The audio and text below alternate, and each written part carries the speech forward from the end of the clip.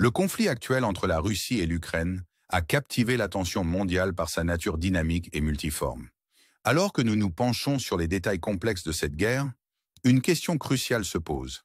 Comment la Russie va-t-elle réagir aux pertes considérables qu'elle a subies? L'acharnement à maintenir l'offensive à Séniva peut être considéré comme un geste irréfléchi, ou peut-être fait-il partie d'une stratégie plus vaste qui n'a pas encore été révélée. Malgré les pertes élevées, un tournant pourrait-il se produire à l'avenir? Au milieu de cette offensive, les forces ukrainiennes ont réussi à porter un coup critique à l'armée russe en détruisant l'artillerie thermobarique, TEOS, un système d'armes redouté pour ses explosions massives et dévastatrices.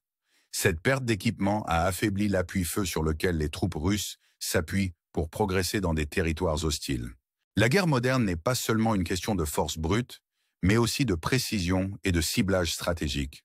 Les forces ukrainiennes ont fait preuve d'un talent remarquable pour identifier et neutraliser les points clés de la puissance militaire russe. Le TOS était une pièce maîtresse de la stratégie d'avancée de la Russie à Séniva, car il offrait une couverture de feu et un soutien important. La perte de cet équipement équivaut à la perte d'une reine dans un jeu d'échecs. Elle oblige la Russie à repenser son approche, car la dynamique du champ de bataille change radicalement.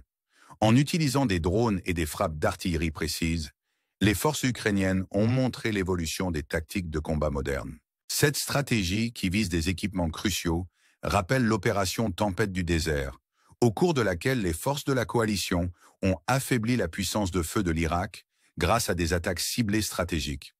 La destruction du TOS porte également un coup psychologique aux troupes russes. Sans ce puissant système d'artillerie, les forces sur le terrain perdent une couche de protection essentielle, ce qui rend chaque avancée plus périlleuse. Les soldats russes sont désormais confrontés au scénario décourageant d'un combat sans appui-feu lourd pour tenir l'ennemi à distance. Avec un appui-feu affaibli, les troupes russes deviennent de plus en plus vulnérables. La question pressante qui se pose aujourd'hui est la suivante.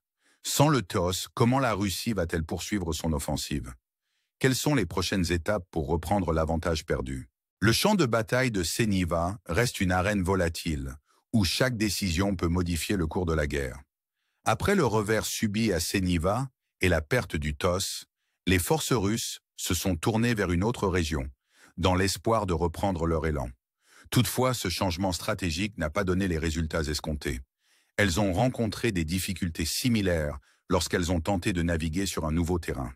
L'histoire a montré que la sous-estimation de l'ennemi peut conduire à des défis importants, la résistance ukrainienne s'avérant être un obstacle redoutable.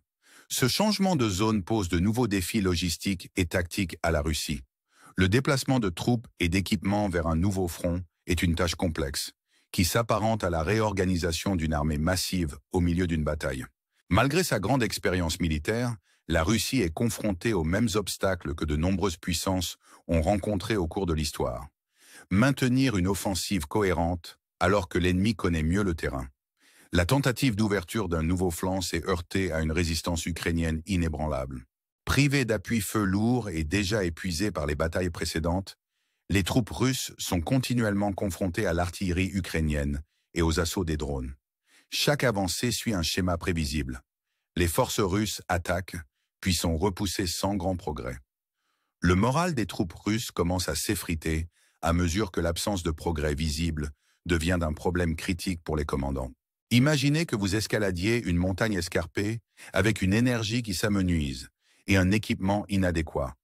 Chaque tentative érode un peu plus l'endurance physique et émotionnelle.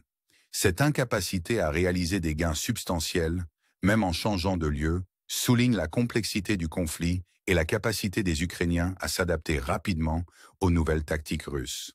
Pour la Russie, cela nécessite une réévaluation complète de son approche, car elle se rend compte que le chemin vers une victoire décisive semble de plus en plus éloigné. La résistance des Ukrainiens à l'intérieur et autour de Bakhmout a surpris les forces russes et les observateurs internationaux. Au départ, beaucoup pensaient que la Russie dominerait rapidement la région, mais la résistance inattendue de l'Ukraine a transformé l'avancée russe en cauchemar logistique. La combinaison de tactiques intelligentes et de connaissances locales approfondies a permis aux forces ukrainiennes de maintenir leur position, ce qui rappelle les conflits historiques où une résistance bien organisée a changé le cours de la guerre. Les drones sont devenus des protagonistes silencieux sur le champ de bataille ukrainien. Les forces russes et ukrainiennes utilisent ces petits aéronefs pour mener des attaques précises et surveiller en permanence les troupes. Toutefois, l'Ukraine a excellé dans l'optimisation du potentiel des drones pour cibler des équipements stratégiques et des positions russes avec une précision remarquable. Cette utilisation intensive de la technologie reflète l'impact transformateur des chars d'assaut lors de la Première Guerre mondiale, qui a modifié la manière dont les armées s'affrontent. Confrontées à des pertes importantes et à des progrès plus lents que prévus, les troupes russes commencent à ressentir le poids psychologique du conflit. Le moral des troupes est un facteur décisif dans toute guerre, et les défis constants et l'absence de progrès concrets affectent la volonté des soldats russes de continuer. Au cours de l'histoire, des guerres comme celle de l'Afghanistan et du Vietnam ont montré que lorsque le moral des troupes s'effondre, la capacité à soutenir une offensive diminue fortement. Pour de nombreux soldats russes, le doute et la peur deviennent des compagnons constants. Alors que les forces régulières russes sont de plus en plus sollicitées, elles font de plus en plus appel à des mercenaires et à des groupes irréguliers pour maintenir leur avance. Ces combattants, souvent motivés par l'argent ou la loyauté envers des groupes spécifiques, apportent une nouvelle dynamique au champ de bataille. Toutefois, le manque de coordination entre les forces régulières et irrégulières a engendré des conflits internes et des problèmes de communication, compromettant ainsi l'efficacité opérationnelle.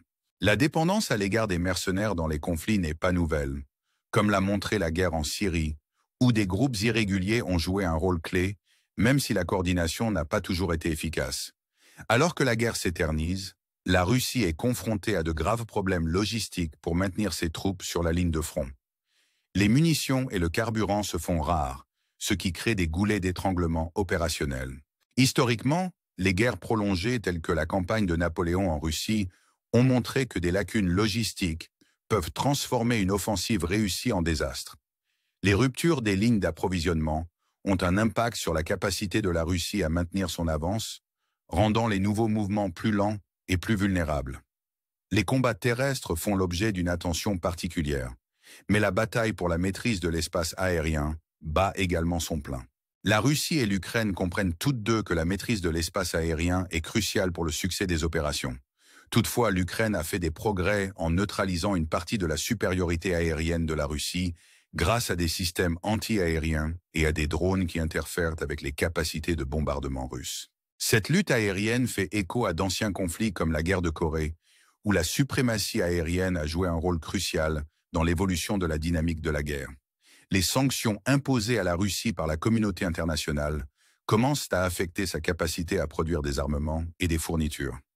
Avec un accès réduit aux composants et technologies critiques, la Russie éprouve des difficultés à maintenir ses lignes de production militaire. Au fil du temps, ces sanctions ont eu un impact sur l'efficacité de ses opérations sur le champ de bataille, en réduisant sa capacité à remplacer les équipements perdus. Une situation similaire s'est produite pendant la Seconde Guerre mondiale, lorsque les sanctions et les blocus ont entravé les efforts de guerre du Japon, contribuant à sa défaite. Au-delà des batailles physiques, la guerre entre la Russie et l'Ukraine se déroule également dans le domaine numérique.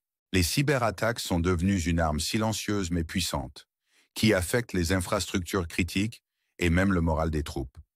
La Russie est connue pour ses capacités cybernétiques sophistiquées, mais l'Ukraine a fait preuve de résilience et a même mené des contre-attaques. Cette dimension invisible du conflit ajoute une couche complexe à une bataille déjà complexe, où le contrôle de l'information et des actifs numériques peut faire basculer le cours de la guerre de manière aussi importante que n'importe quelle escarmouche physique.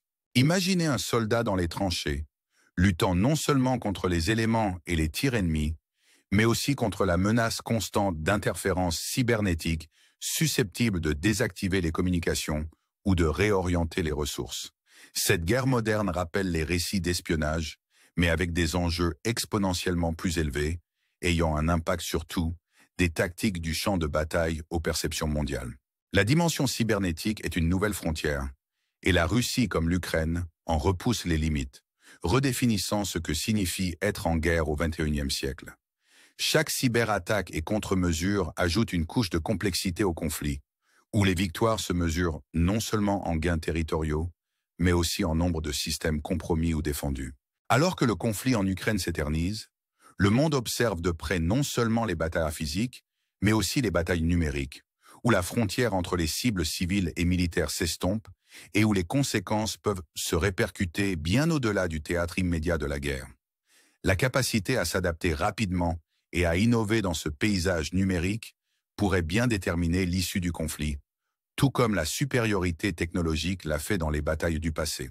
Alors que nous continuons à observer ce drame en cours, on ne peut s'empêcher de se demander ce que l'avenir réserve à la guerre et comment les leçons apprises façonneront les conflits à venir. Quelles nouvelles technologies verront le jour et comment seront-elles utilisées sur la scène mondiale? La cyberguerre deviendra-t-elle la forme prédominante de conflits ou jouera-t-elle toujours un rôle de soutien au combat traditionnel? Ces questions sont présentes dans l'esprit des stratèges et des historiens et nous rappellent que les conflits humains ne cessent d'évoluer. La guerre en Ukraine a également mis en lumière la résilience et la capacité d'adaptation de sa population, qui a fait face à l'adversité avec une détermination qui a surpris de nombreux observateurs internationaux. Alors que les forces russes s'efforcent de maintenir leur élan, les civils et les militaires ukrainiens ont fait preuve d'une incroyable capacité d'organisation et de résistance.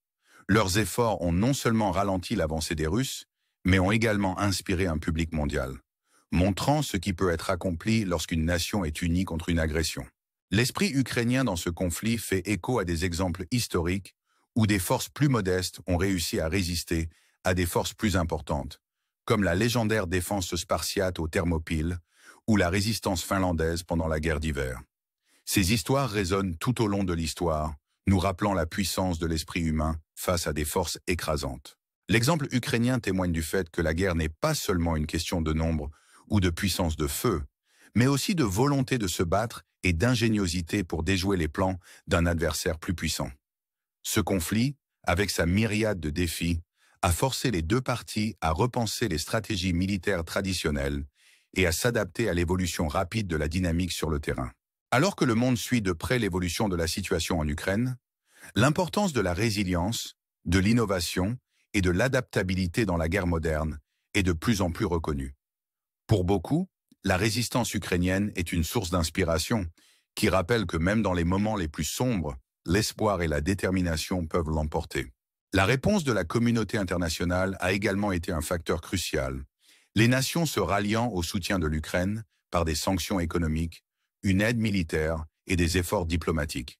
Cette solidarité mondiale souligne l'interconnexion de notre monde actuel, où les actions d'une nation peuvent se répercuter sur les continents, influencer la politique mondiale et façonner l'avenir des relations internationales. Alors que nous examinons les événements en cours, il est essentiel de réfléchir aux implications plus larges de ce conflit et à ce qu'il signifie pour l'avenir de la guerre. Les enseignements tirés de l'Ukraine vont-ils redéfinir les stratégies militaires dans le monde entier? Comment les nations se prépareront-elles aux menaces multiformes du XXIe siècle où les guerres traditionnelles et numériques convergent?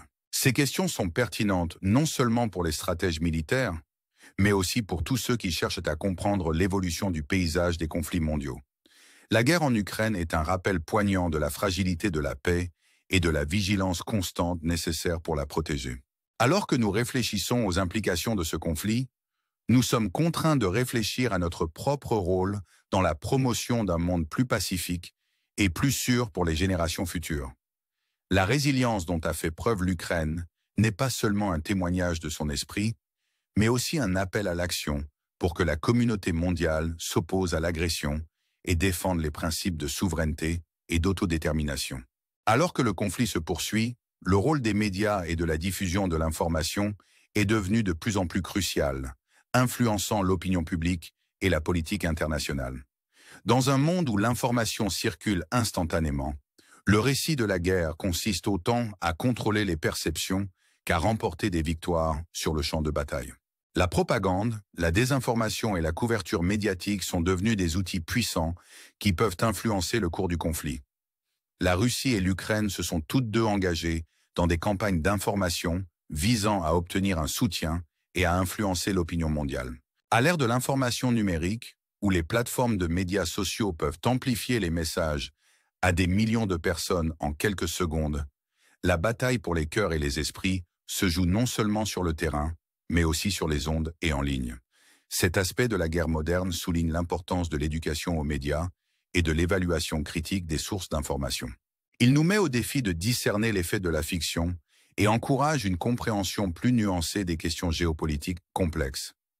En tant qu'observateurs de ce conflit, nous nous souvenons du pouvoir qu'ont les citoyens informés de façonner le récit et d'influencer l'issue des événements mondiaux.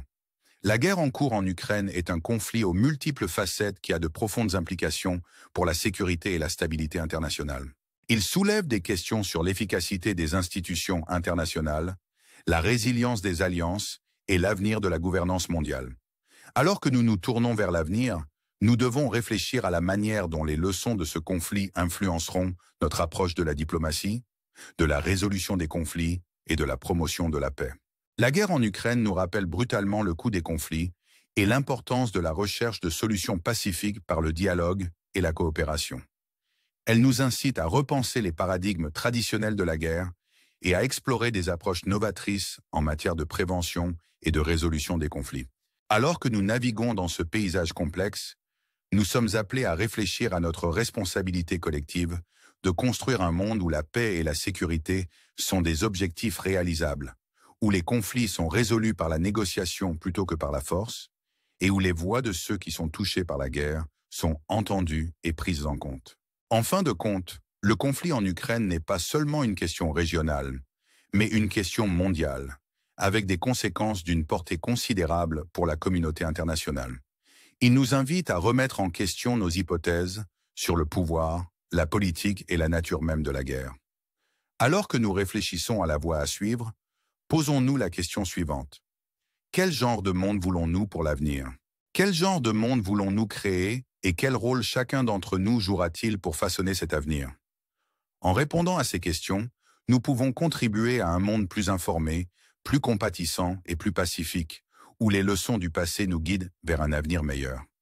Nous vous invitons à nous rejoindre dans ce voyage d'exploration et de réflexion, à aimer et à vous abonner pour obtenir des analyses plus perspicaces des questions urgentes qui façonnent notre monde aujourd'hui.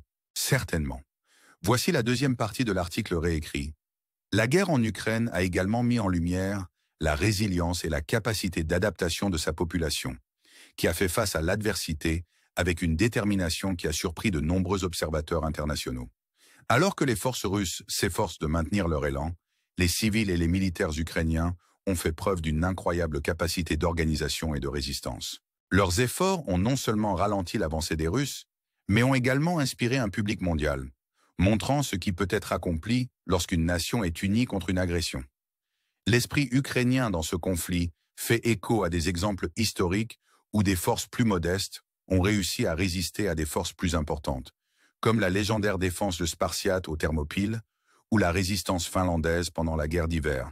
Ces histoires résonnent tout au long de l'histoire, nous rappelant la puissance de l'esprit humain face à des forces écrasantes. L'exemple ukrainien témoigne du fait que la guerre n'est pas seulement une question de nombre ou de puissance de feu, mais aussi de volonté de se battre et d'ingéniosité pour déjouer les plans d'un adversaire plus puissant. Ce conflit, avec sa myriade de défis, a forcé les deux parties à repenser les stratégies militaires traditionnelles et à s'adapter à l'évolution rapide de la dynamique sur le terrain. Alors que le monde suit de près l'évolution de la situation en Ukraine, l'importance de la résilience, de l'innovation et de l'adaptabilité dans la guerre moderne est de plus en plus reconnue. Pour beaucoup, la résistance ukrainienne est une source d'inspiration, qui rappelle que même dans les moments les plus sombres, l'espoir et la détermination peuvent l'emporter.